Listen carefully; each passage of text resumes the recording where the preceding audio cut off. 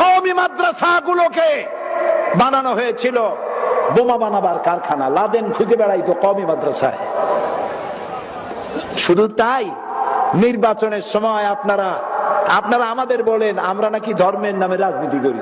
ধর্মের নামে রাজনীতি তো আপনারা করেন। ইলেকশন আসলেই মাথায় পট্টি ওঠে, হজ আর উমরা ঠেলা জাগে। আমরা বুঝি না, আমরা ধর্মের নামে রাজনীতি করি না, আমরা ধর্মীয় রাজনীতি করি। দুটার মধ্যে অনেক পার্থক্য। যেই না নির্বাচন আসে শাহজালালের দরগায় গিয়ে হাজির, বাবার নামে শুরু করলাম।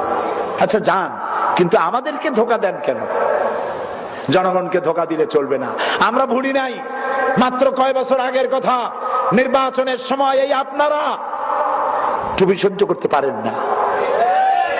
এই যে 2 এমপির মাথায় টুপি, আমার মাথায় টুপি, মাদানী সাহেবের মাথায় টুপি, এই টুপি কি জামাতের টুপি, শিবিরের টুপি? কার টুপি চিল্লায় এখন? রাসূলুল্লাহর টুপি। এই রাসূলুল্লাহর টুপিকে আপনারা কুত্তার মাথায় পরিয়েছিলেন।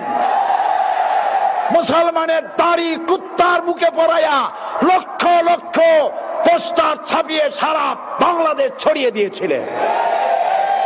আজ কোন লজ্জায় কথা বলতে আসেন মুসলমানের সামনে? শরম থাকা উচিত। কাদের নিয়ে জোট বাঁধছেন? ওরা একটাও নামাজ পড়ে? আপনারা 14 দল। আমি বলবো না যে আওয়ামী লীগ নামাজ পড়ে না, আমি বলবো না। আওয়ামী লীগের একটি দল, 14 দলের মধ্যে এক দল তো বড় দল, দেশব্যাপী সংগঠন আছে, সত্যকে অস্বীকার কখনো করব না। তাদের মধ্যে নামাজিও আছে, হজও করে, যাকাতও দেয়, আছে। কিন্তু বাকি সাথী যাদের নিছেন, ওই 13টা সাইনবোর্ড, ওরা কারা?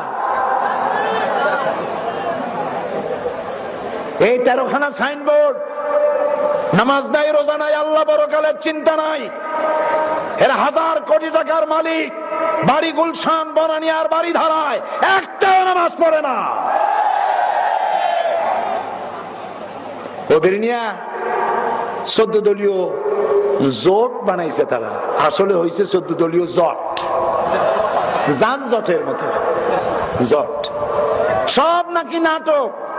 সন্ত্রাসী ধরে নাটক, আব্দুর রহমানের ধরছে নাটক, বাংলা ভাইকে ধরেছে নাটক, ইন্ট্রোগেশন হচ্ছে নাটক। সব যদি নাটক হয়